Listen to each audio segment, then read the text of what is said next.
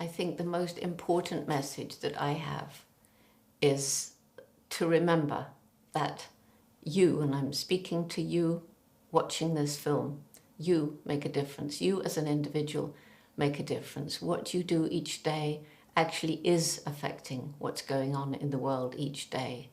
So your life matters, you matter, and use your life wisely.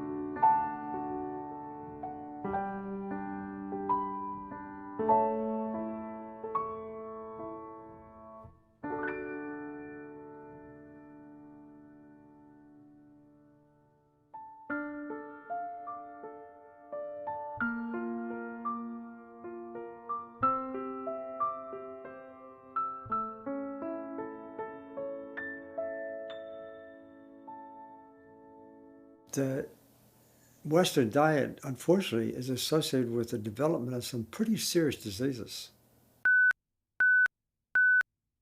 Heart disease, cancer, diabetes, obesity. It's like a tsunami.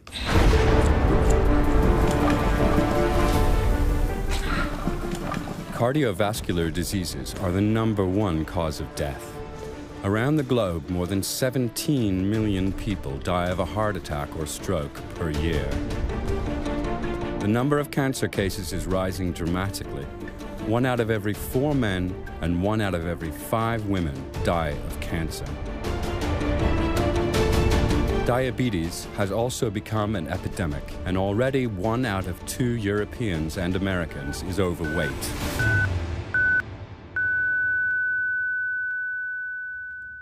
The interesting thing is that all experts would agree that the cause of this tsunami really is our lifestyle.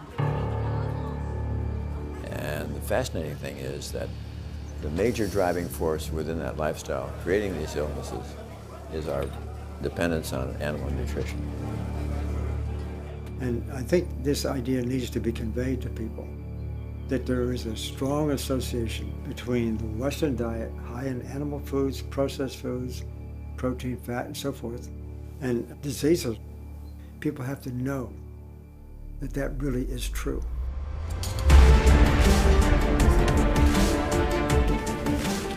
Never before have we been so well informed about nutrition. In theory. In practice, in everyday life, we succumb to mindless cravings. We devour instant meals, gobble cafeteria fare, and stuff our faces with fast food. And practically always contained in these products, meat. Früher war Fleisch das reiche Leute essen. Und der Normalbürger hat es nicht gekriegt. Später hat er es dann einmal die Woche gehabt, Sonntagsbraten. Und jetzt können wir uns das leisten, alle wie die Könige und die Fürsten zu leben. Finanziell können wir es uns leisten, gesundheitlich können wir es uns nicht leisten. Despite all warnings, we are eating more and more meat. There is no day without meat, no feast without meat, no break without meat. It's a normal part of our diets because it's tradition, it's cheap, and because it tastes good. My diet for 65 years was the SAD diet, the standard American diet. I ate meat and chicken and fish and fowl and lots of butter and anything that tasted good. In 2010, at the age of 66, Sharon Kintz started to think about her eating habits as the result of a dramatic event. At that time, I already had been diagnosed with high blood pressure, so I was aware of that. But having a heart attack was a complete surprise to me.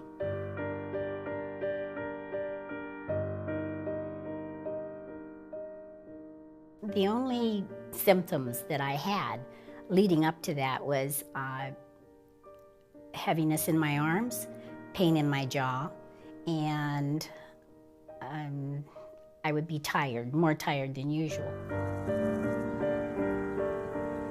This health nightmare put Sharon Kintz in the intensive care unit.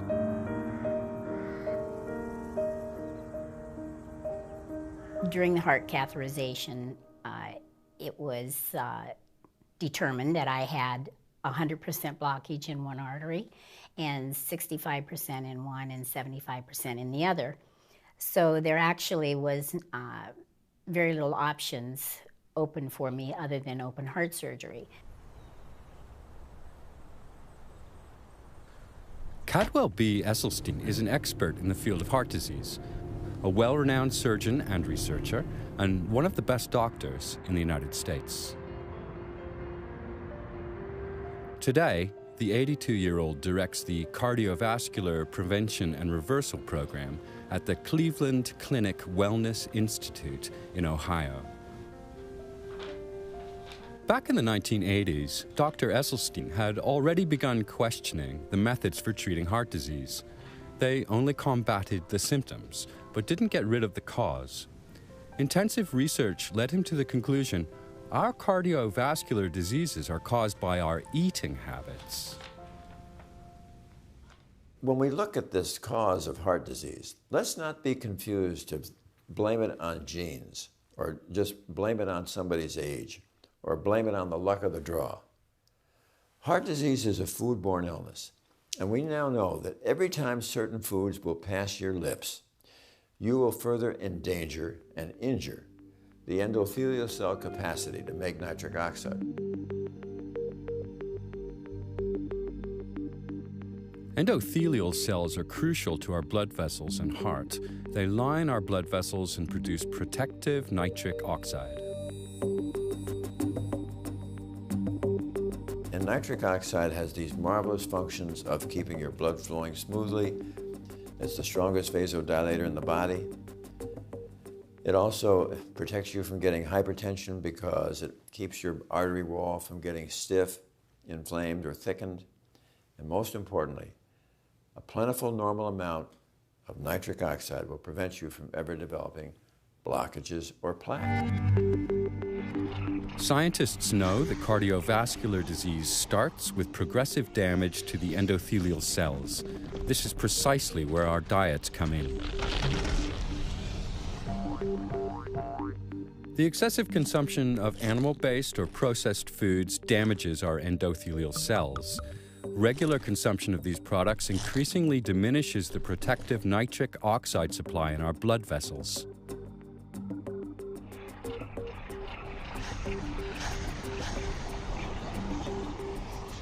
This leads to inflammation and a hardening and narrowing of the blood vessels. These can have life-threatening consequences, like heart attack or stroke, or cause arteriosclerosis.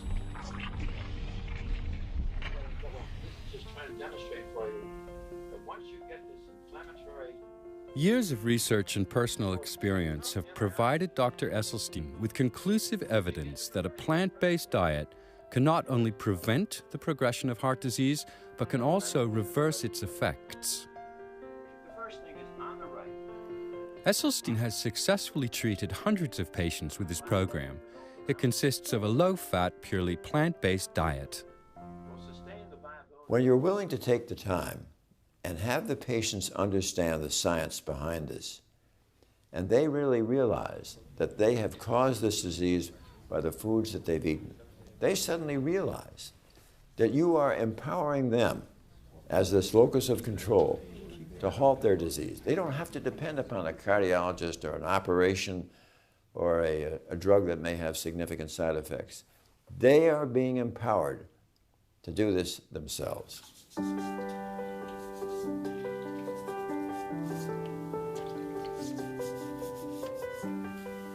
With Dr. Esselstyn's help, Sharon Kintz, too, completely restructured her diet, doing away with all animal products. She turned down the heart surgery recommended to her by her doctors. Sharon Kintz decided to use food as medicine.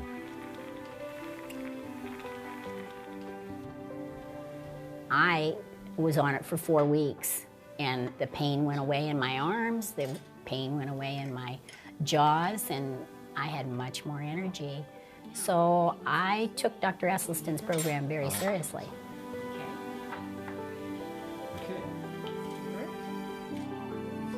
When Sharon Kintz was first diagnosed, she could hardly walk anymore. And nearly 2 years after her treatment with Dr. Esselstyn, she is physically fit again. And she has fulfilled one of her dreams. In 2012, at the age of 68, she successfully took part in a half marathon for the first time in her life.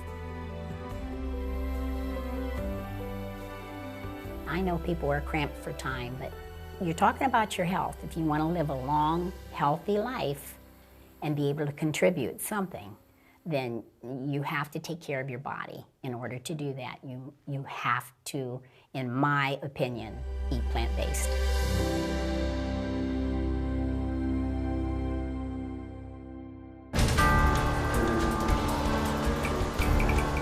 We also consume too much milk. And the availability of dairy products continues to grow. But do these products actually agree with us? After all, nearly 75% of the world's population and 20% of Europeans are lactose intolerant. In other words, unable to properly digest dairy products. Dairy products contain no complex carbohydrates or roughage and very few vitamins. Instead, they are full of saturated fat, cholesterol, and animal protein. When we're young and growing up, everybody wants to try to feed people dairy products and make sure you have milk every day, but the science really now is at a point where that cannot be sustained. There is ample evidence from wonderful investigators like T. Colin Campbell, who clearly showed that casein, which is the major protein in milk, is really one of the strongest promoters of cancer. T. Colin Campbell is a world-renowned nutritional scientist. In a series of experiments, he was able to prove that animal proteins, casein in particular, promote all stages of cancer growth.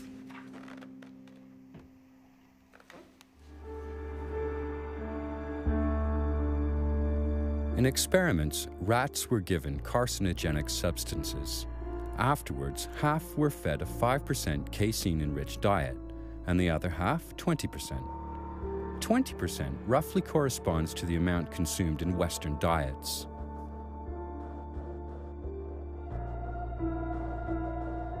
With a 5% casein-enriched diet, the animals did not develop cancer. With a 20% casein-enriched diet, however, cancer growth was stimulated significantly. Professor Campbell went a step further. Every 3 weeks, he altered the rat's diet. So the next thing we did some studies to start out with animals here and then let the cancer start to grow with 20% casein, and then we switched it to 5%, it went off. We gave the 20% back again, came back again. We put it on 5%, it came off. So we could turn on and turn off cancer development just by switching the amount of casein being consumed. These findings are also supported by evidence with humans. We also know that all the saturated fat and the casein in dairy helps to accelerate and promote heart disease. And then we have this whole problem of fractures in the elderly. So here we have this problem of increasing cancer, increasing heart disease, and increasing fracture. Not a good thing. Dairy really should be out. Es wird sehr viel darüber diskutiert, dass wir ohne Milch nicht genügend Kalzium aufnehmen. Kalzium ist wichtig für die Knochenstabilität, soll Osteoporose vorbeugen, aber Untersuchungen von Menschen, die überhaupt keine Milch und keine Milchprodukte verzehren, zeigen, dass dort die Osteoporose-Häufigkeit sehr viel geringer ist als bei uns. And dairy also has, and there's good evidence for this, it has some allergenic properties. It tends to be associated with allergies, either directly associated or enhancing the allergies coming from another source. And so we see things like, in the case of teenage boys, we get this acne. They get this acne sometimes, this skin problem. A lot of that is due to their consumption of dairy. Stop dairy, goes away. Dairy is associated with migraine headaches. I know of a lot of people, have these migraine headaches. It's kind of an allergy kind of thing, as is acne. That's kind of an allergy kind of thing. You stop that, it goes away. And it's very fast. And I used to say that with great reluctance because I was raised on a dairy farm. I grew up milking cows. And then when I went away to do my doctoral dissertation, I actually did my dissertation on the idea of promoting more milk consumption. So I'm not saying these rather negative things about dairy for any ideological reasons or any personal reasons. I'm saying it in reference to the evidence, the data. That's what it shows. The excessive consumption of animal products, such as meat, fish, dairy products, and eggs, puts a strain on our bodies. That was also what Frankfurt-based physician Lothar Wendt found in his research. Mein Vater Lothar Wendt hat erstmals 1949 das Konzept der sogenannten Eiweißspeicherkrankheiten formuliert. Das haben wir in den Jahren später weiterentwickelt und die Kernthese lautet, dass das zu viel an tierischem Eiweiß in der Ernährung krank macht.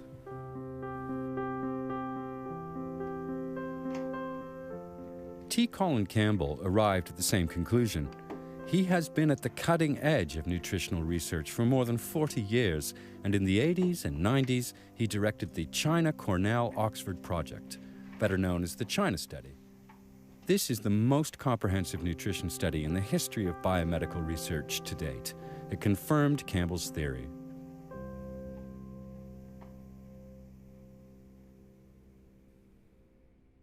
We tend to want to consume protein, which means we want to consume meat, because that supposedly makes us strong.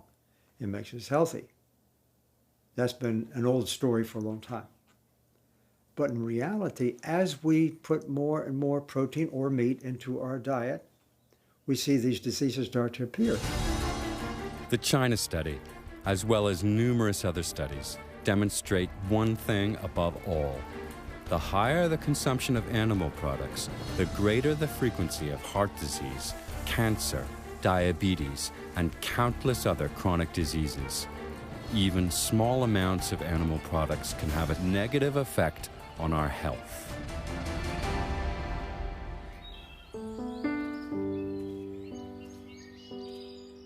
The 53-year-old electrical engineer Arthur Soteros also became a victim of his diet. Excessive amounts of meat, fish, and dairy products. The consequences caught up with him. My first health issues started about 20-some years ago. About 20 years ago when I was about 30, 32 years of age. I was diagnosed with type 2 diabetes. About 10 years later, propagated into heart disease. My first encounter with heart disease was at age 42. What I exhibited was just heartburn, turned out to be a blockage. I went to the emergency room and found out it was a blockage, and then it required an intervention and stent. That was my first encounter. A stent is an implant designed to hold a vessel open. Arthur Soteros needed to have 5 such stents implanted. He repeatedly suffered from chest pain and a narrowing of his blood vessels. Finally, he needed double coronary bypass surgery. So I was assured that after doing the bypass surgery that I would be free and clear of any heart issues for at least upwards to about 10 years. That happened not to be the case with me. About a year into that, I developed angina again, and what turned out not then to be the vein graft that they used in my bypass surgery had now blocked, which then required another stent, and then a few months later another stent, till the frequency of those stents then became just 2 weeks apart. The quickly returning vessel occlusions baffled the doctors. Soteris left the hospital without hope.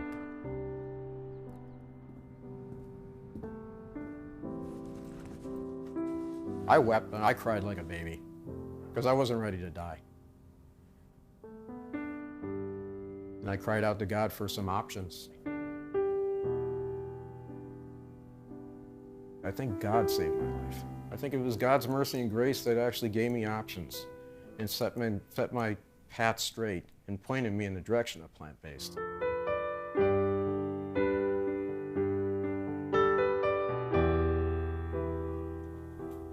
Through a member of his church community, Arthur Soteris learned about Dr. Esselstyn and his nutrition-based therapy. He consulted the doctor, and with his help, he restructured his entire diet.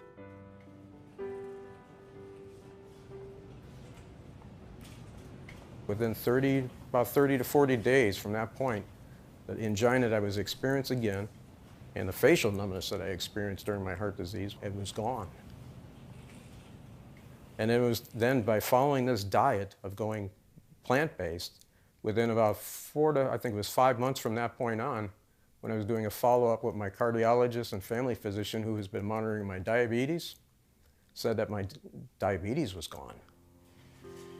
And then I followed up at that same time in October of 2010 with my optometrist. The prescription glasses that I was wearing, they looked at them and said, why was I wearing these things? That all I needed was just reading glasses. So then with the reversal of my diabetes, my eyesight got better. Arthur Soteris' heart condition has disappeared. His blood test results are normal, and he's been able to markedly reduce his medication. He also lost 20 kilograms of excess body weight. I feel better now at age 53 than I did at age 30.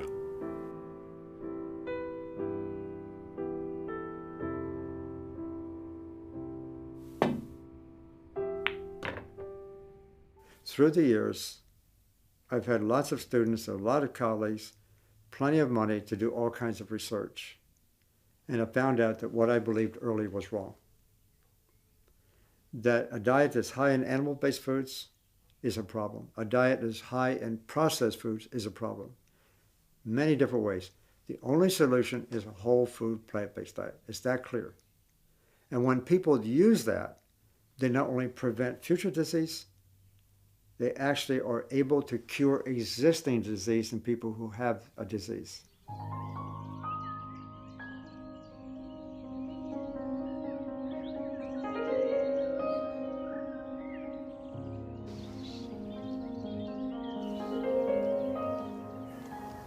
Ich erhielt im Dezember 2006 die Diagnose Lungenkrebs im Endstadium.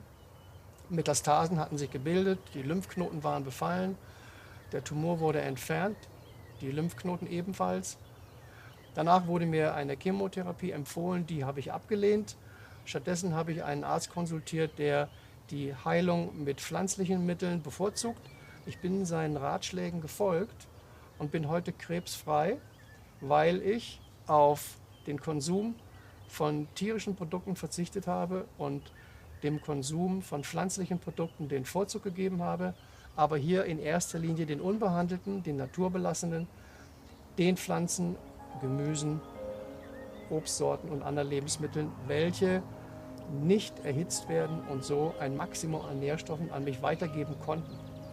Das ist der Grund, meiner Meinung nach, warum ich heute frei von Krebs bin.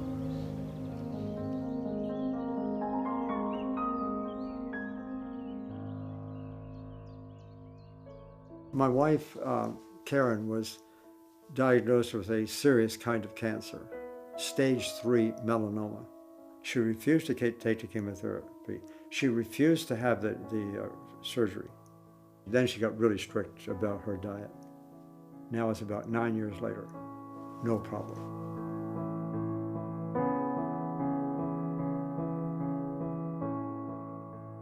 Die pflanzlichen Lebensmittel sind deshalb vorteilhaft, weil sie bestimmte Substanzen enthalten, die wir in tierischen Lebensmitteln überhaupt nicht finden. Zum Beispiel Ballaststoffe oder auch sekundäre Pflanzenstoffe.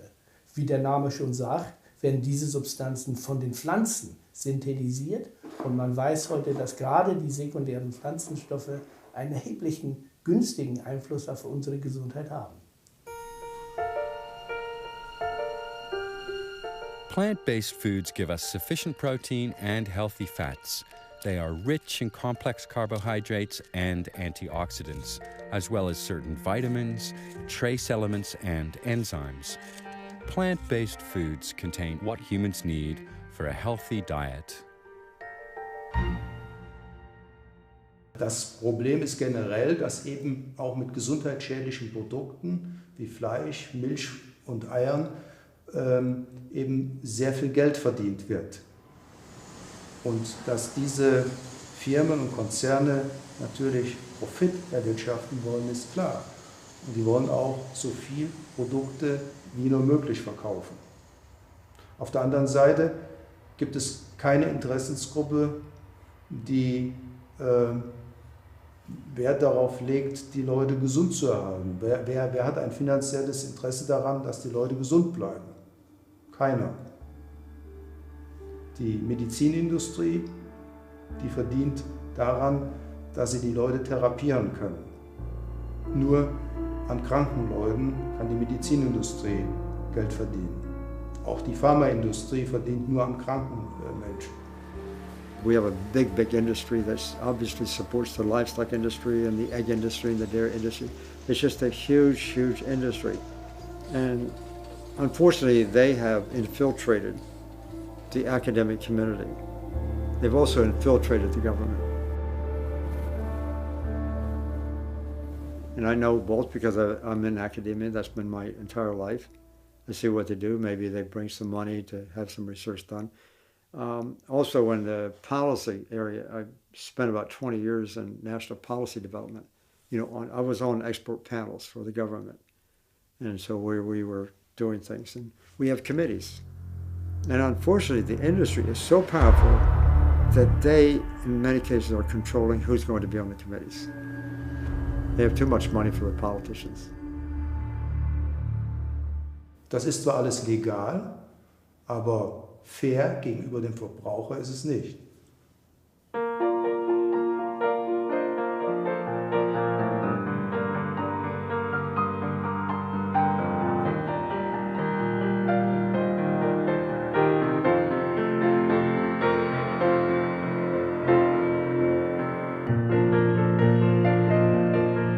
I was actually raised eating the typical diet, and when I was about 22 years old, I became a vegetarian.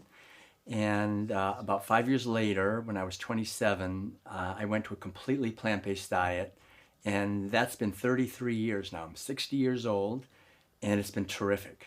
I feel great, I have a lot of energy, and it's not just me. People that I know who are also a long time on a plant-based diet are doing great as well.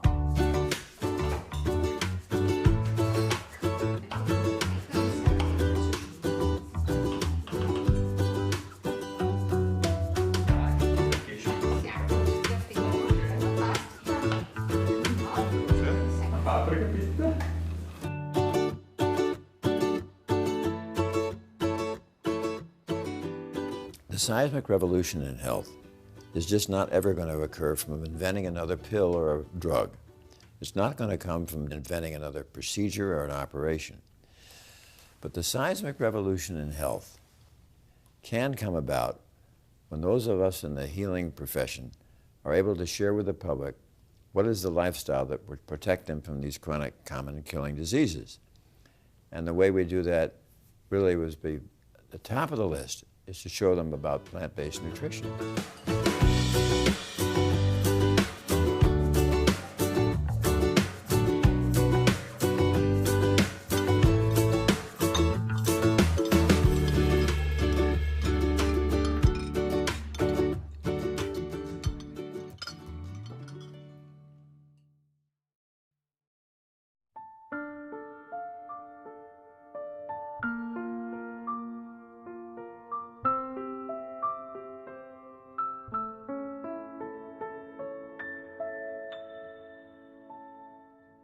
Immer mehr Menschen fressen immer mehr Tiere, weil immer mehr Menschen sich Fleisch leisten können. Und in 20 Jahren werden wir so viele Menschen und so viele Tiere auf dem Planeten Erde sein, dass nicht mehr genug Futter da ist. Und dann fressen wir die Erde kahl.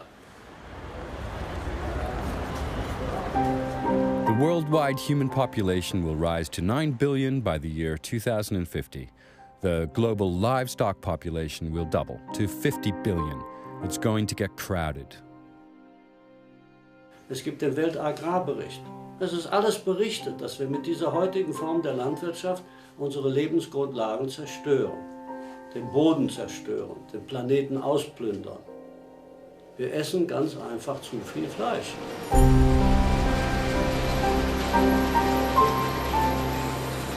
The growing consumption of meat accelerates climate change and species extinction. It damages the soil, water, and air, and it spurs global starvation. Appetizing, vacuum-packed portions of meat suggest none of this. Most of the grain that's being grown on the planet is not going for food for human beings.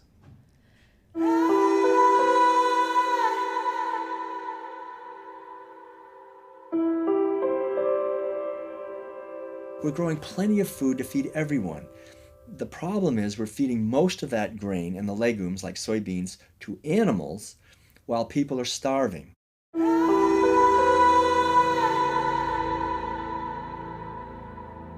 Worldwide, 1.8 billion people are starving. Every 6 seconds, a child dies of malnutrition. That's nearly 15,000 children a day. A sign of poverty, not for the poor, but for the rich. Only 2% of the soya in the United States is being eaten by human beings. About 70% goes for animal feed. About 28% is going for biofuel, diesel made from soya bean. So it's meeting the hunger of profits, not the hunger of people.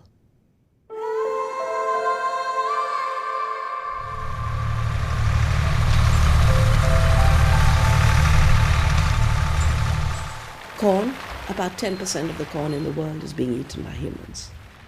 Most of it is going to torture animals. I don't say feed animals because animals did not want to be fed with grain. It doesn't suit their digestive system. So we're talking about a system that is creating hunger on the planet in the name of feeding people.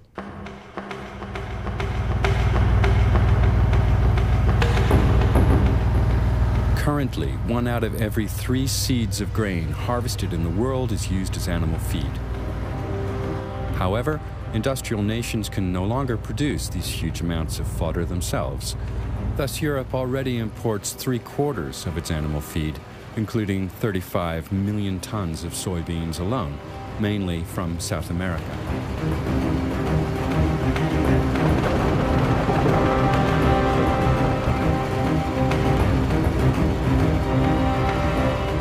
The land used for growing this feed does not consist of empty fields, but valuable rainforests forced to yield to the monocultures of the agricultural corporations.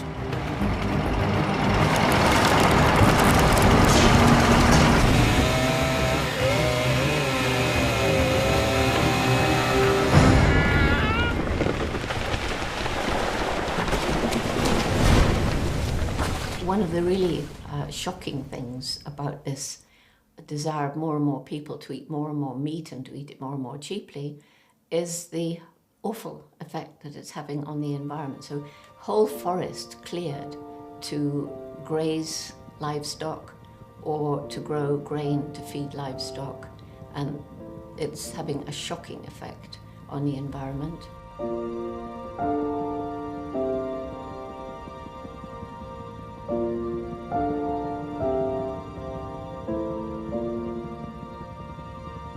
Because of this practice, over the past 2 decades, roughly 20% of the worldwide largest rainforests in the Amazon basin have been destroyed forever.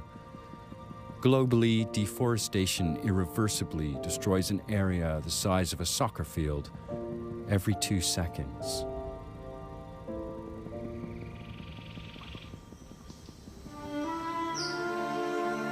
And this, although tropical rainforests are among the Earth's most valuable treasures. Nowhere else is there such a rich diversity of species. Moreover, these forests stabilize the world's climate as enormous reservoirs of carbon dioxide. That makes them more valuable than meat.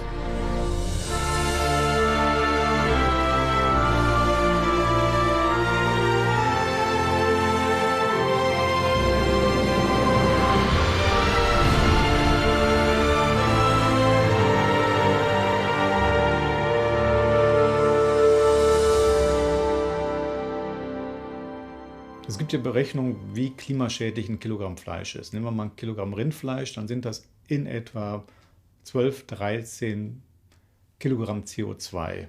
Wenn man das mal umrechnet in Autokilometer, wenn ich einen kleinen Pkw nehme, dann kann ich etwa 100 Kilometer fahren. Das entspricht dem Kilogramm Rindfleisch. Bei Geflügel und Schwein ist es ähnlich. Dort sind es dann 50 Kilometer, die einem Kilogramm Schweinefleisch oder Geflügelfleisch entsprechen. Nimmt man da Gemüse, da landet man bei 600 Gramm. Das sind also dann ein paar Kilometer nur. Da sieht man schon, wie klimaschädlich letztendlich die Tierhaltung ist oder wie klimaschädlich mein Fleischverzehr ist. Also wenn ich was fürs Klima tun will, sollte ich natürlich weniger Auto fahren, aber ich sollte genauso auch weniger Fleisch essen. Among the side effects of the meat and dairy industry is the production of methane gas. It is primarily generated in the stomachs of ruminants like cattle. Experts estimate that methane is 25 times more detrimental to the climate than CO2.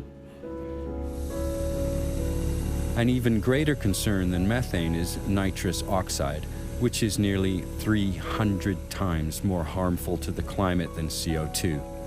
It is released through the use of synthetic fertilizers. These and many other factors make animal agriculture a catalyst for climate change. There are increased reports of a new drought of the century or a new flood of the century, a new storm of the century, or the progressive melting of the glaciers and the poles.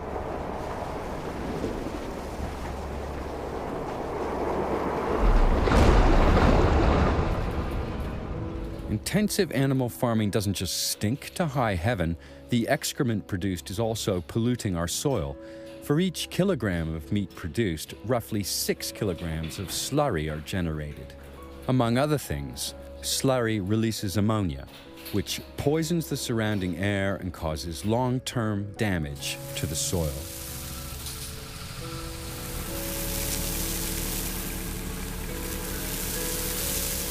Not only that, slurry and its nitrates also threaten our drinking water, of which we need inordinate amounts to make animal products. For 1 kilogram of eggs, 3,300 liters are needed. For 1 kilogram of chicken meat, 3,900 liters. For 1 kilogram of pork, 4,800 liters. For 1 kilogram of cheese, a whopping 5,000 liters. And an all-time high of 15,500 liters are needed to produce 1 kilogram of beef. Plant production has a much better track record. Cultivating 1 kilogram of grain requires 1,300 liters of water. A farmer needs just 900 liters for a kilogram of potatoes. And a kilogram of apples barely requires 700 liters of precious water.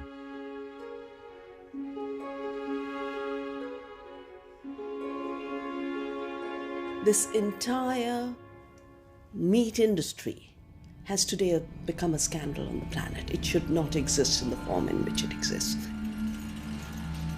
To force everyone into destroying the Earth's resources is a crime against the Earth. And it's a crime against our bodies, because our bodies weren't designed for this kind of diet. Altogether, this is a recipe for biological disaster, biodiversity disaster, water disaster, climate disaster, health disaster. Diese Form der Landwirtschaft, wie wir sie heute uns eingerichtet haben, eigentlich erst in den letzten 50 Jahren, die ist in dieser Form nicht haltbar. Das kann nicht gut gehen. Jeder, der den Kopf hat zum Nachdenken und der Augen hat zu lesen und Ohren hat zu hören, der weiß das. Und da muss man sich wundern, warum ändert sich nichts? We were made to believe that meat-based diets are superior to plant-based diets, a lie that has been exposed by medical experts again and again and again. So what do we need to do?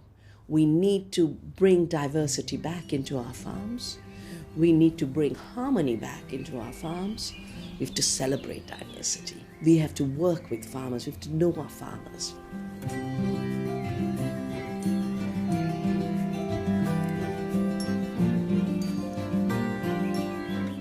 We have to start realizing food is what keeps the world going. Food is the energy of the world. And we have to know exactly where in that chain we entered so that we don't do more harm. We reduce the harm. And in the process, we celebrate. Food is life, and life is food.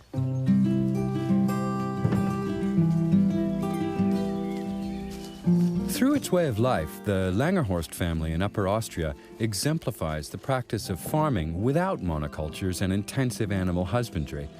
It's been running a vegan organic farm with mixed cultivation and permaculture for more than 40 years. The family grows vegetables, fruit, berries, and nuts and avoids animal-based and chemical fertilizers, using green manure, plant-based compost, rock flour, mulch, and wood ash.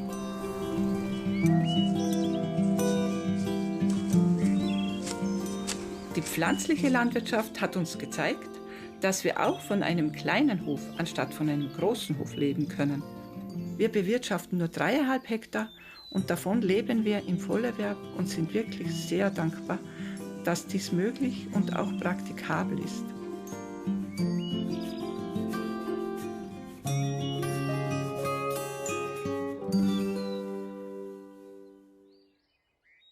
Wenn man sich möglichst umweltbewusst ernähren will, dann sollte man natürlich möglichst viel pflanzliche Kost zu sich nehmen. Regionalität, Saisonalität und natürlich ökologische Produkte bevorzugen. Dann wird eine runde Geschichte draus.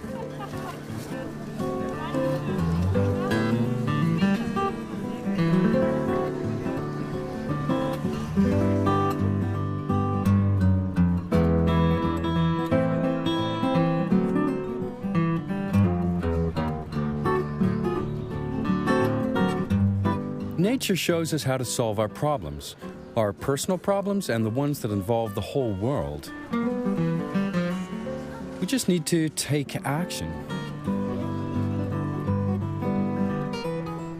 If we look at the chances according to human possibilities, human intelligence, human longing for good, decent food, I think the chances are extremely high that we could all live on a good, healthy, organic, plant-based diet.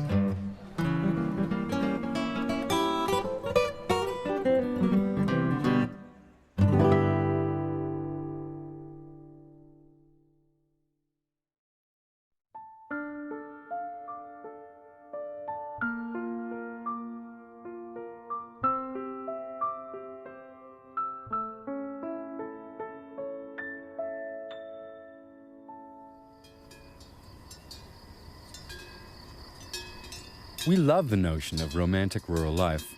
Happy animals in a healthy environment, well provided for by Mother Nature. It's really quite tempting to get this meat on your plate. But let's face reality.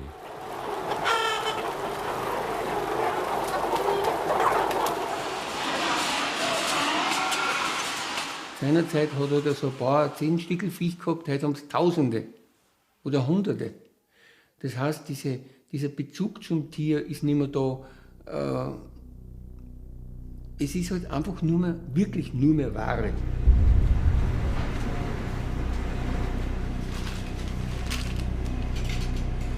Meat is less expensive today than ever before.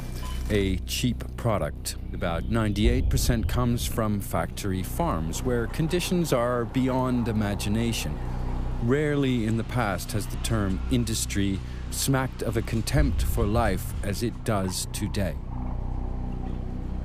In der intensiven agrarindustriellen Haltung werden die Tiere nicht mehr als Individuen gesehen, sondern als bloße Produktionsmittel, gleichsam wie Blechdosen, Autoersatzteile oder lediglich als Gebrauchsartikel mit dem Ziel höchstmöglichen ökonomischen, sprich wirtschaftlichen Gewinns.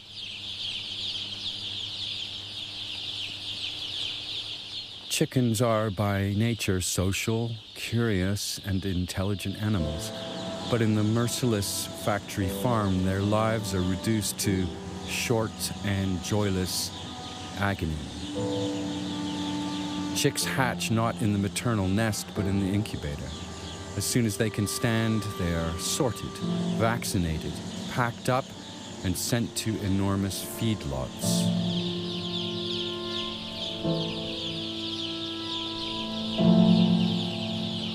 In these animal prisons, they reach slaughtering weight in record time, never seeing daylight and under extremely crowded conditions.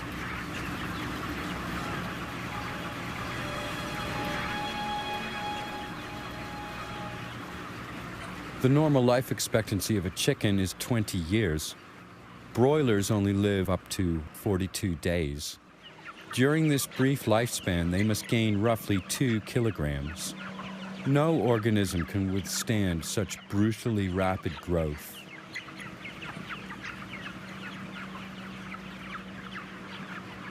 Die Tiere nehmen so schnell an Gewicht zu, dass also die Entwicklung des Skeletts gar nicht mitkommen kann und liegen dann also sowohl die Masthühner wie auch die Mastputen am Ende der Mast fast nur noch auf ihrer eigenen Brust, weil die Gliedmaßen das zunehmende Gewicht nicht mehr halten können.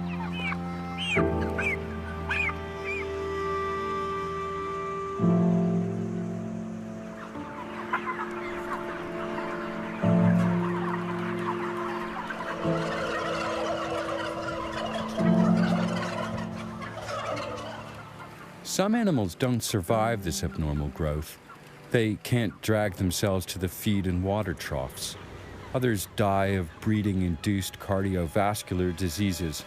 They succumb to stress or fall victim to cannibalism.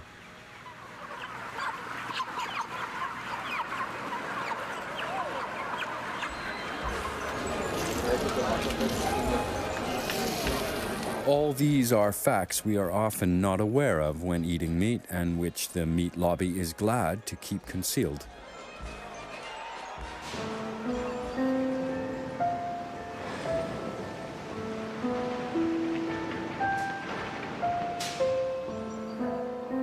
This is a mother sow. This highly intelligent and extremely sensitive animal spends most of its life in crates, in cages hardly any larger than themselves. Instead of straw, they lie on bare concrete. Sie sind bewegungsmäßig derartig eingeschränkt in sogenannten Käfigen, dass sie nur 20, 30 Zentimeter vor und 30, 40 Zentimeter zurück sich bewegen können, sich zwar hinlegen können, aber ansonsten sich nicht drehen können. Die Sauen in der modernen Schweinehaltung sind die ärmsten Schweine im wahrsten Sinne des Wortes.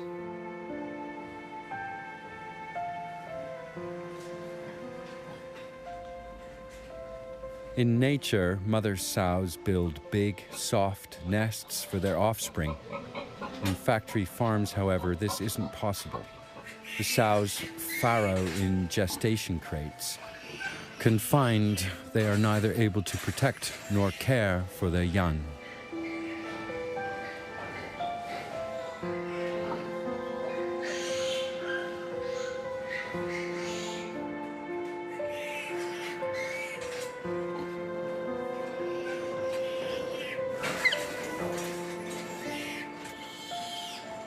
Not long after birth, the piglets' tails are docked as a precaution against cannibalism.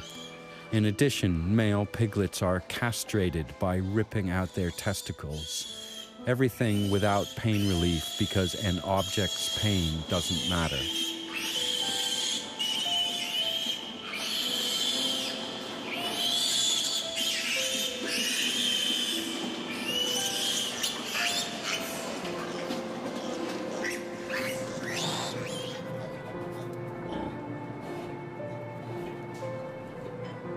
Many animals are born weak, handicapped, or sick. It is not economical to keep them alive. Their fate, an undignified and cold death.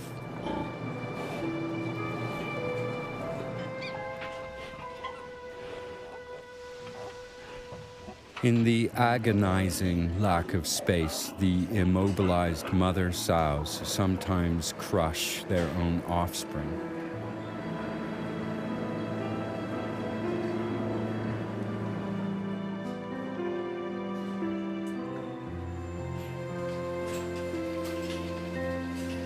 At the age of 3 weeks, the piglets are separated from their mother. What follows now? Rearing and fattening. Although pigs can live up to 25 years, they are slaughtered as children, a mere 6 months old. They spend their brief lives in cramped quarters. EU norms require a minimum area of just 0.75 square meters for a porker of up to 110 kilograms. As many as 10% of the animals do not survive these conditions.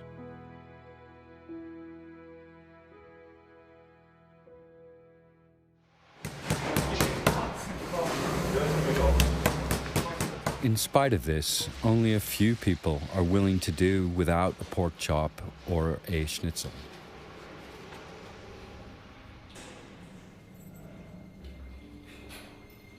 And cattle fare no better. Many animals spend their lives in narrow stalls, the lucky ones in open pens. Many, however, vegetate in tether stalls.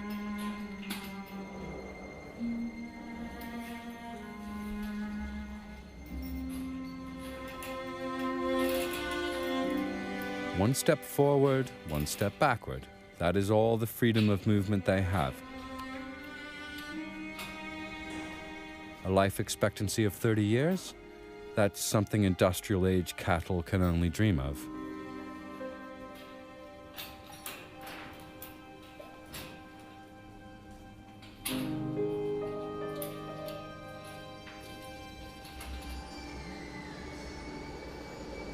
Heutzutage gibt es also riesen Herden. Und die werden immer größer und da merkt kein Mensch mehr, wenn eine Kuh krank ist. Das merkt dann meistens nur noch der Milchroboter, der dann auch feststellt, dass die Milchleistung zurückgeht. Oder die andere Maschine merkt dann, dass das Futter nicht aufgefressen worden ist. Und so wird überhaupt nur noch registriert, dass ein Tier oder mehrere Tiere krank sind.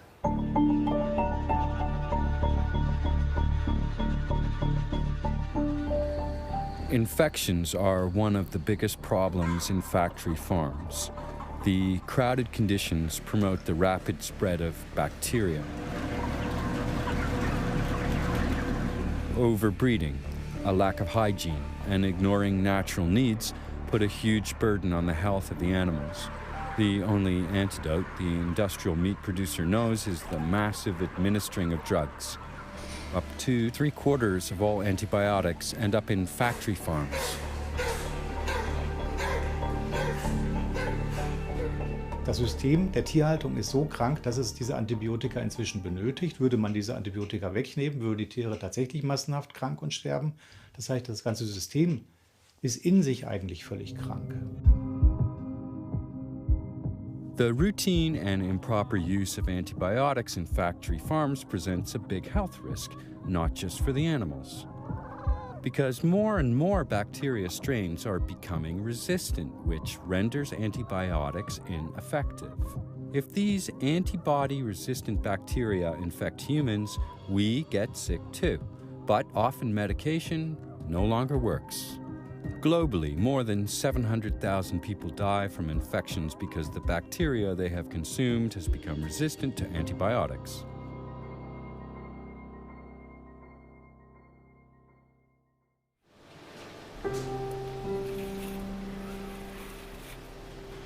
But the animals are not only affected physically. Industrial farming harms them on all levels.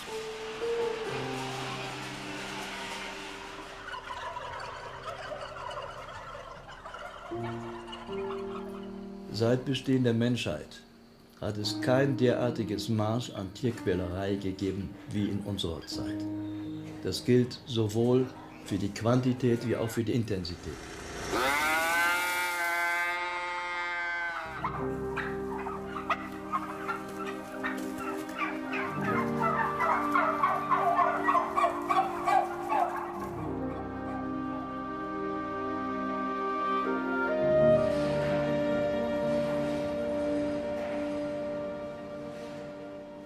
Having once seen pigs in one of these intensive farms, I was so shocked.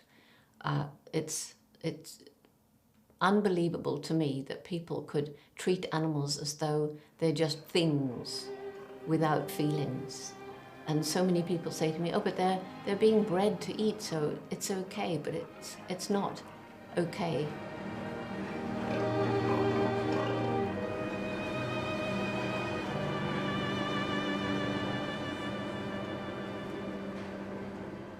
There's a lot of animal abuse in research, in education, in circuses and rodeos and zoos, but factory farming is the worst. If you summed up all the pain that we cause animals, the pain and suffering from industrial food preparation is far greater than all of the pain in any other venue combined.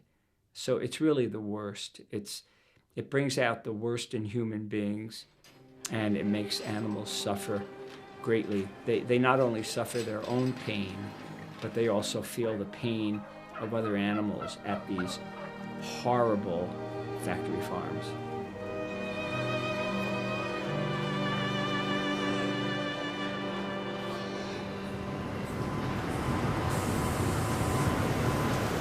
Not only our meat consumption promotes the suffering of animals, but also our growing demand for milk. Cows are forced to achieve higher and higher outputs. In the 60s, a cow produced an annual average of 1,500 liters of milk. Today, that amount has risen to 10,000 and more. I have quite a few vegetarian friends who consume dairy products, and they believe this false idea that dairy products are a benign animal product, that there's no harm connected to milk, because they figure, well, once a cow starts giving milk, she just gives milk. And they don't realize that cows can't give adequate amount of milk for production unless they're pregnant. And cows have the same gestation period as humans, 9 months. They're pregnant 9 months, give birth. Within 24 hours, maximum 72 hours, you take the calf away from the cow because you need the milk for production.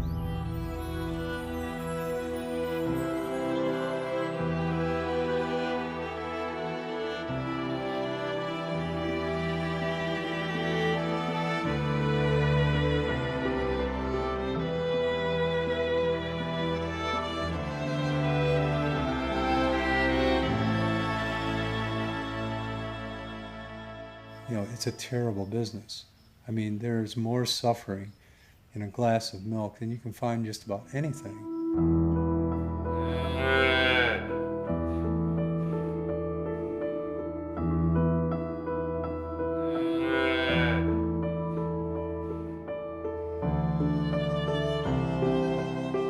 The calves will, bawl and bawl and bawl.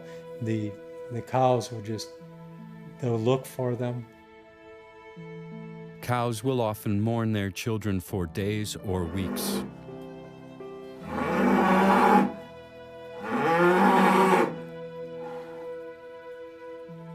they do miss their calves. The calves miss their mothers.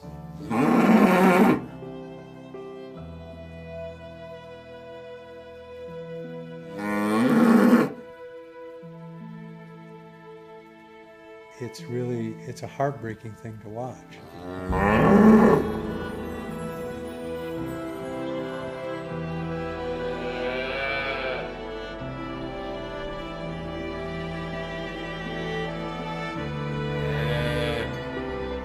In factory farms, calves are being born constantly, but they serve no useful purpose and are soon put to different use.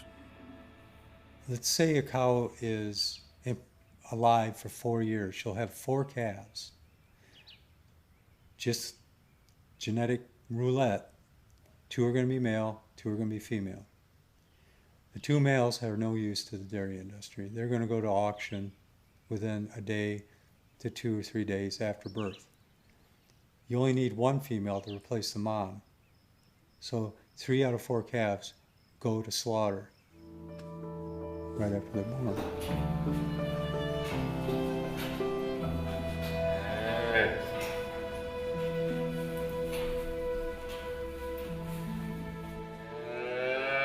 We know in our bones that harming mothers who are just giving birth to babies and nursing those babies and nurturing those babies is something that is against our own compassion and kindness. And so when we're eating animal foods, eating dairy products, that's exactly what we're doing. We're paying people to impregnate animals, steal their babies, steal their milk, and then kill them.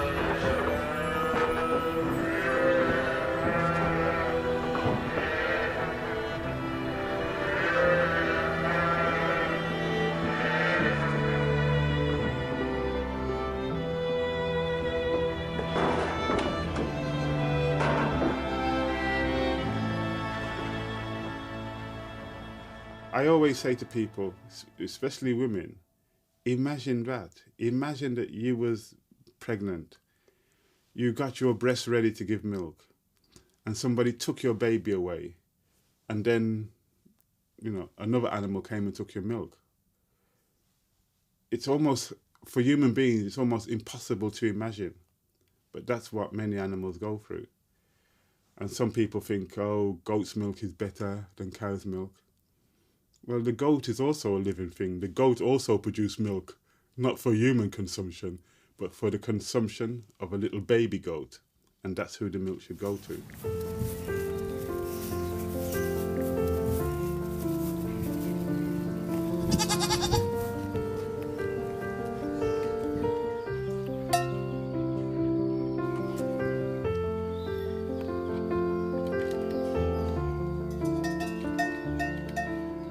People wonder whether animals, including farm animals, have emotional lives, and the science tells us that they do. If people read and understand what Charles Darwin had to say about evolution, he said that the differences among species are shades of gray, not black and white. So if we have something, then they have it too, they being other animals. So the science tells us that many animals, including farm animals, have very rich and deep emotional lives.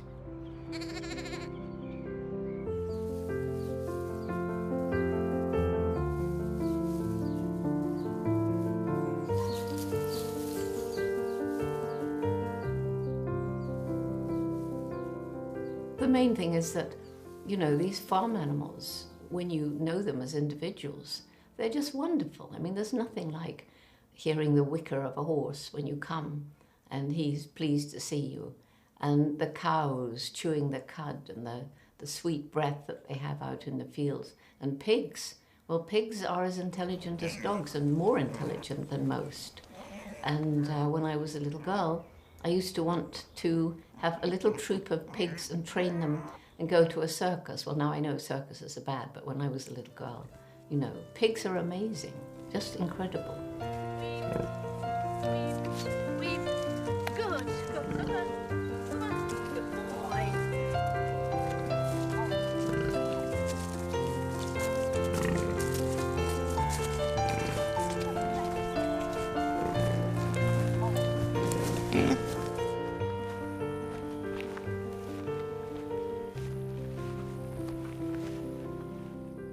People want to think that cows are stupid, that they're dumb, that they're slow and all they do is eat grass.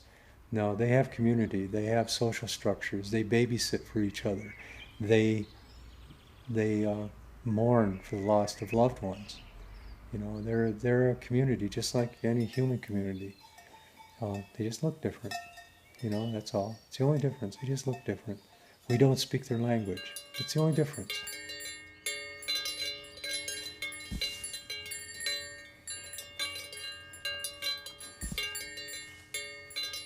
We know, for example, that chickens display empathy.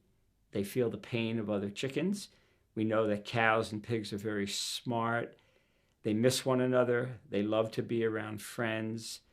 Cows and pigs are extremely intelligent. They can learn very complex tasks.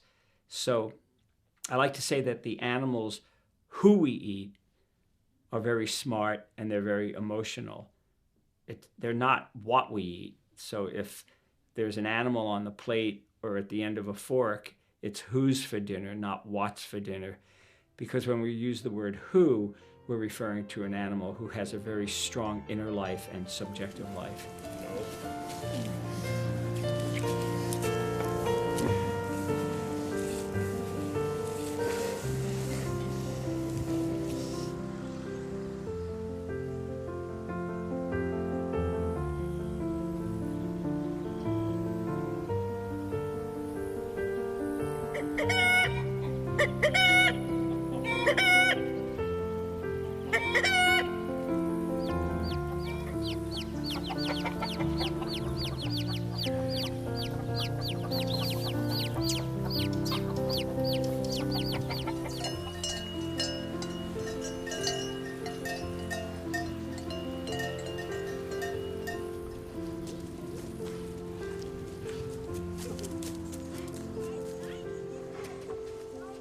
So for example, when pigs and cows and dogs and cats and wolves play, it's very clear that they enjoy themselves, that they're feeling happiness, they're feeling very gleeful, they're feeling a lot of pleasure.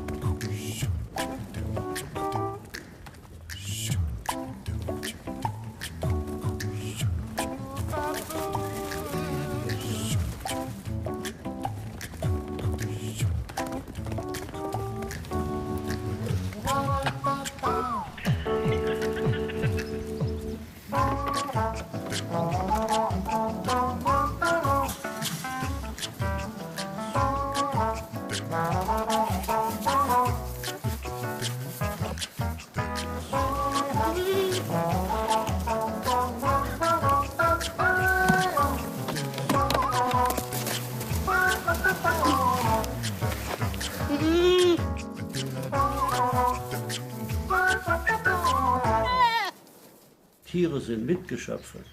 Tiere sind Lebewesen, die Gefühle haben, die es einem zeigen können, wenn es ihnen gut geht.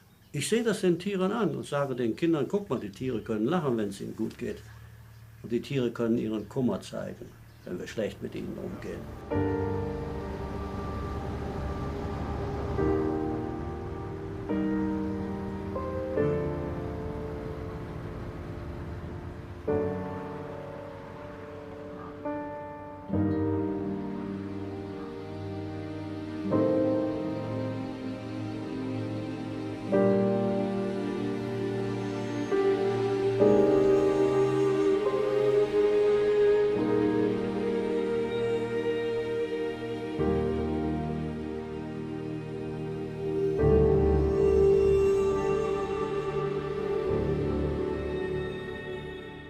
kein Tier geht freiwillig auf dem LKW. Ist in meiner ganzen Zeit, wo ich Fleisch habe, war nicht einmal passiert. Das heißt, wir haben das Viech immer mit Gewalt aus dem Stall, mit Gewalt auf dem LKW. Dann hat man das zum Schlechter geführt oder in die Metzgerei. Und Sie müssen sich vorstellen, das sind LKWs, da sind heute bis 100 Stück oben, auf absolut engstem Raum. Eine Stresssituation, Angstsituation, das erkennt man entweder, dass die Tiere fangen zum Zittern an oder die Augen, die sind so verängstigt einfach. Viehtreiber, Elektroschockgeräte, Knüppel, Schweine werden an den Ohren weggezogen, Bullen werden vor die Hoden getreten, damit sie laufen, Kühe vor den Euter getreten, der Nasenring beim Bullen, falls er einen hat, wenn es schwere Bullen sind, die werden so umgedreht, dass die Nase fast um 180 Grad verdreht ist, damit die Tiere gehen. Und das ist alles mit Schmerz, das ist nicht ohne Schmerz. Mit starken Schmerzen, sage ich mal. Oder das kann man nicht anders machen, es geht nicht, es geht definitiv nicht. Man kann nicht glauben, ich habe halt Massen von Tieren und die bringe ich jetzt mit irgendwelchen guten Zurennen da auf dem LKW auf oder vom Steuer aus oder gar in die Schlachtbank. Das funktioniert nicht. Es ist immer brutal. Es ist immer brutal.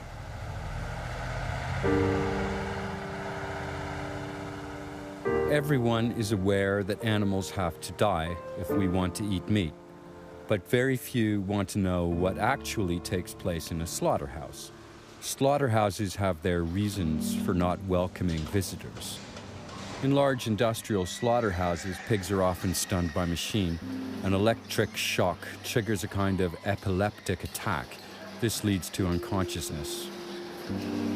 In smaller operations, stunning by electric current is generally done by hand before the animals are suspended from a conveyor and their throats slashed. Und Schweineschlachten an sich ist halt so schwierig, auch für die Menschen, weil die Tiere schreien ohne Ende. Sie schreien ohne Ende. Das hört sich an, ich habe früher immer gesagt, als wenn kleine Kinder schreien. Warum schreien kleine Kinder? Weil sie Angst haben. Bei den Tieren ist das nicht anders.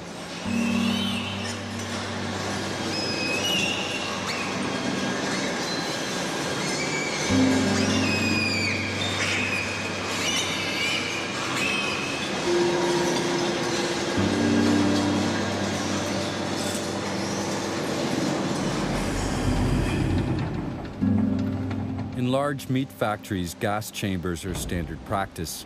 The pigs are herded into a gondola and lowered into a chamber where they are gassed with a mixture of carbon dioxide and air, leaving them unconscious.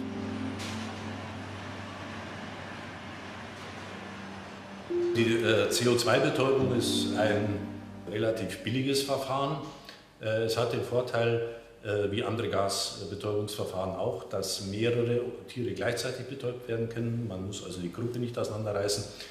Der deutliche Nachteil des CO2 ist allerdings, dass die Tiere doch ein Erstickungsgefühl über doch einen ganz erheblichen Zeitraum haben, von 15 bis 20 Sekunden. Also ein Gefühl der deutlichen Atemnot. Die Tiere streben oft nach oben, man hört Lautäußerungen, sie schreien.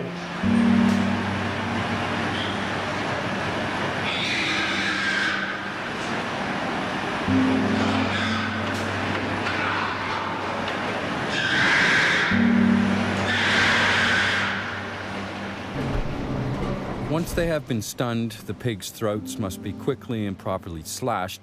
Otherwise, the animals wake up and land in the cauldron of boiling water, fully conscious. This is no uncommon occurrence, since the whole process takes place so quickly. Zur Problematik der Schlachtgeschwindigkeit muss man sicher noch anmerken, dass bei einem Tempo von beispielsweise 750 Schweinen in der Stunde der Mensch, der die Schweine absticht, also der sogenannte Stecher, ziemlich genau 5 Sekunden Zeit hat, dieses Messer in den Hals der Tiere einzustechen. Dazu muss er das Schwein aber erst auch noch greifen, an einem Vorderbein sozusagen in Position ziehen. Er muss das Messer aus der Halterung entnehmen und dann sind diese 5 Sekunden auch schon gleich vorbei. Das heißt, er hat gar keine Möglichkeit, einen Stich in irgendeiner Weise zu korrigieren, wenn er der Meinung ist, er hat keine großen Gefäße erwischt oder er hat große Gefäße verfehlt. Das heißt, das ist sicher ein Problem für die Effektivität der Entblutung. Ich habe sehr oft gesehen, wie Tiere nicht richtig betäubt waren. Schweine, die aus dem Brühkessel geflohen sind oder gesprungen sind, versucht haben rauszukommen, wo ein Kopfschlächter hingegangen ist und hat mit einer Eisenstange nochmal draufgehauen. Das ist eigentlich Standard, das ist völlig normal.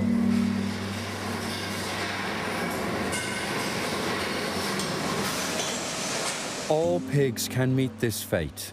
Animals from organic farms are no exception.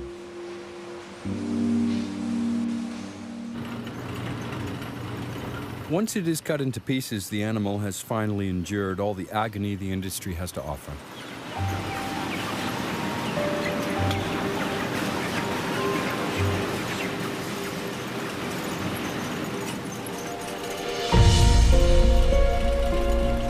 Chickens are processed fully automatically and at a high speed. On average, 10,000 animals per hour can be stunned, killed, cleaned, and cut into parts in a modern slaughterhouse. Europe's largest poultry slaughterhouse is in Germany. It can handle up to 27,000 animals an hour. That's 432,000 chickens a day.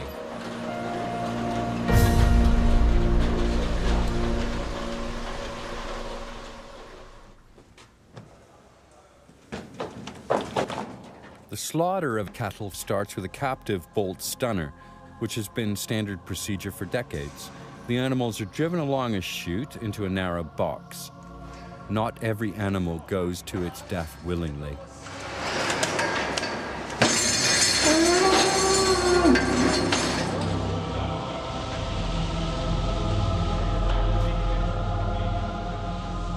In dieser Betäubungsfalle werden die Tiere mit einem sogenannten Bolzenschussgerät geschossen. Das heißt, es ist ein Bolzen, der die Schädeldecke durchdringt und das Hirn partiell zerstört. Und die Tiere brechen dann in der Regel sofort zusammen und sind also in Sekundenbruchteilen bewusstlos. Problematisch ist es, wenn der Schuss eben nicht richtig sitzt, wenn die Bolzenschussgeräte nicht richtig angesetzt werden können oder das Tier im letzten Moment den Kopf bewegt. Dann haben wir sogenannte Fehlschüsse. Die Tiere sind entweder nur leicht oder gar nicht betäubt. Und das ist vom Tierschutz her natürlich kritisch, weil dann der zweite Schuss, der dann erfolgen muss, meistens auch nicht mehr richtig wirkt, weil die Schädelkapsel schon eröffnet ist und diese Druckwirkung, die beim ersten Schuss da ist, beim zweiten Schuss eben nicht mehr da ist, sodass ich dann tatsächlich Probleme kriegen kann, das Tier effektiv zu betäuben.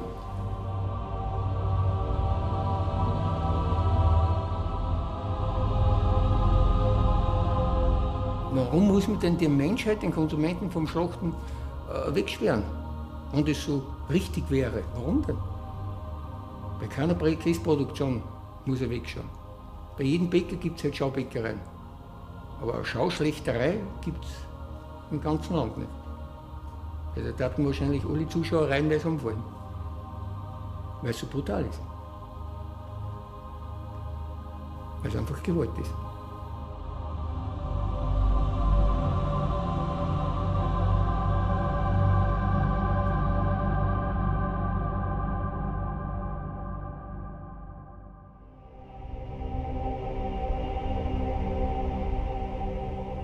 Irgendwo kommt man dann an die Grenze, wo man dann sagt, man macht es weiter oder man macht es nicht weiter. Bei mir war die Grenze halt wirklich, wir mussten Kälber schlachten und das hat sich schon gestreut beim Reinkommen.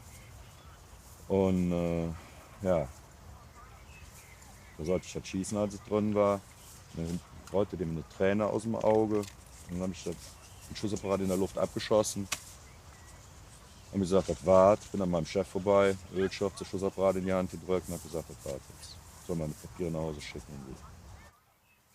Ich war nichts anderes als der Auftragskiller, oder der Söldner für alle die Fleisch essen, war ich der Söldner. Das heißt, ich habe Geld kassiert, für das bringe ich die um, bringe ich Viech um. Und wenn mir das bewusst worden ist, habe ich aufgehört.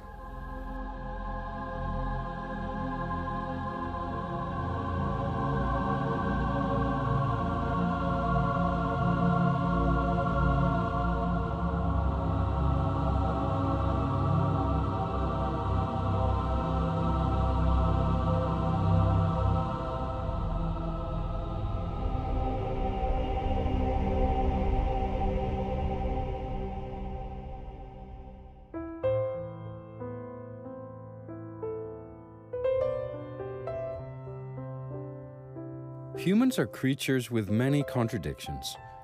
What is especially paradoxical is our relationship to animals. We can adore a pet, and at the same time, we let other animals be killed without the slightest compassion.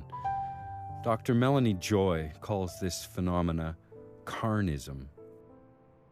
Carnism teaches us to place animals in categories in our minds. Some animals we love. Dogs and cats are our companions, our family members, our friends, for instance. Other animals we eat. Carnism teaches us to see animals as objects. So we learn to refer to the turkey on our plate as something rather than someone. And carnism teaches us to see animals as abstractions, as lacking in any individuality or personality of their own, and instead simply as abstract members of a group about which we've made generalized assumptions. A pig is a pig, and all pigs are the same. Carnism, says Dr. Joy, is a belief system intended to prevent us from recognizing the violence and cruelty of the system behind eating animals. We suppress and deny.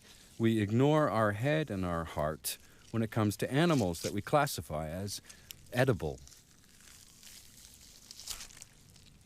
Choosing one animal to eat and one animal to be a pet is just, some people call it speciesism. It's just it's a kind of racism. It's a kind of favoritism. And it's a kind of just following a particular culture. Now, what we have to do is we have to build a culture and traditions based upon compassion.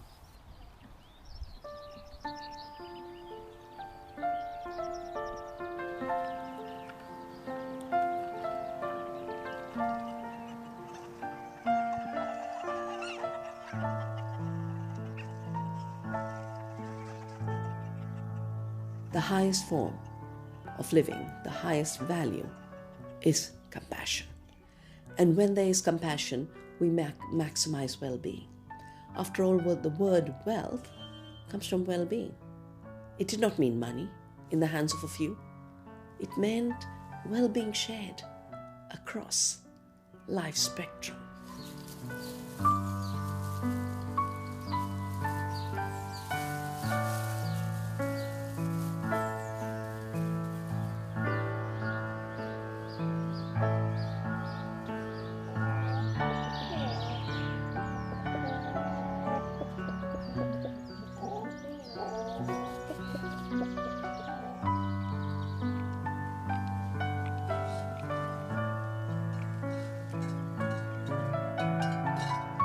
I think once we admit that we humans are not the only beings with personalities, minds and feelings, once we realize that we are part of the animal kingdom, then it becomes quite as important how we treat animals, all animals, as how we treat each other.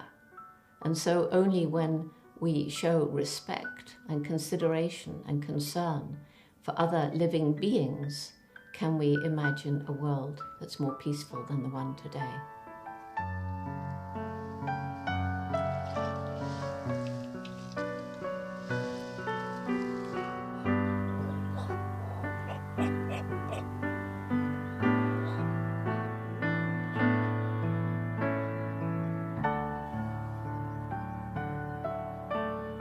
We are at a threshold where across the world people are seeking the liberation of life from this stranglehold of objectification, the view that the earth is dead matter and our beings are just objects. We have to rise in subjecthood, of an interconnected subjecthood, where no life is less important than any other life, And human beings are definitely not the emperors over the rest of life, are just one strand in that web of life.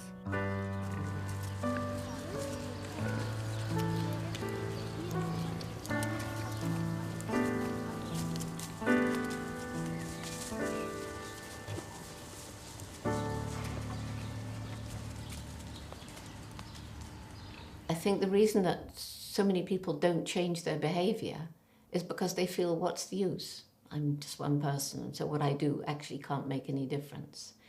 And nor would it make any difference if it was just one.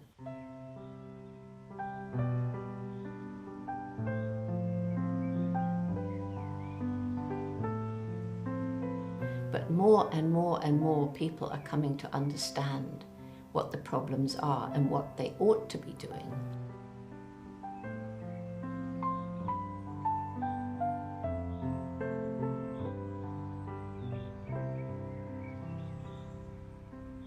Never ever think that one person can make a difference. We tend to focus our energies on looking for leaders, say like Martin Luther King or Mahatma Gandhi. But they were just one person. They didn't set out in life to be a leader, and they were very humble people. It's just that circumstances in history drew them to the front. But if we're looking for leaders, all we have to do is go home and look in the mirror, because each one of us can make a difference. And we do. It's just making a conscious decision that we are going to make a difference in our lives. We're not on this planet for a long time, so we need to do what we can in the time we've got to make a difference.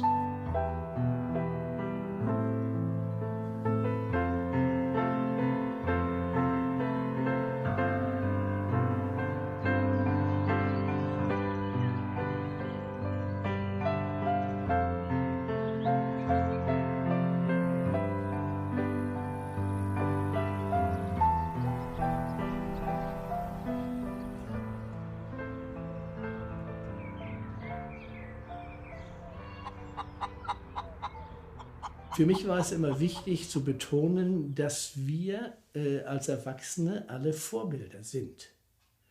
Diese Vorbildfunktion können wir uns nicht aussuchen. Wir können nicht sagen, ich will gar kein Vorbild sein, sondern wir werden als Vorbild genommen, sei es von Kindern, sei es von Verwandten, von Kollegen oder von Sportsfreunden. Und ich glaube, diese Tatsache, dass wir als Vorbild genommen werden, sollte uns dazu motivieren, dass wir uns auch vorbildlich verhalten.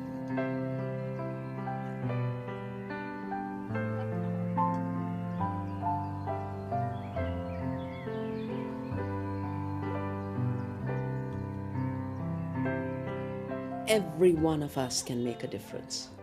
Every one of us eats at least 2 to 3 times a day. And every act of conscious eating, of knowing what the consequences of your eating are, knowing what you're eating, is an act of changing the world.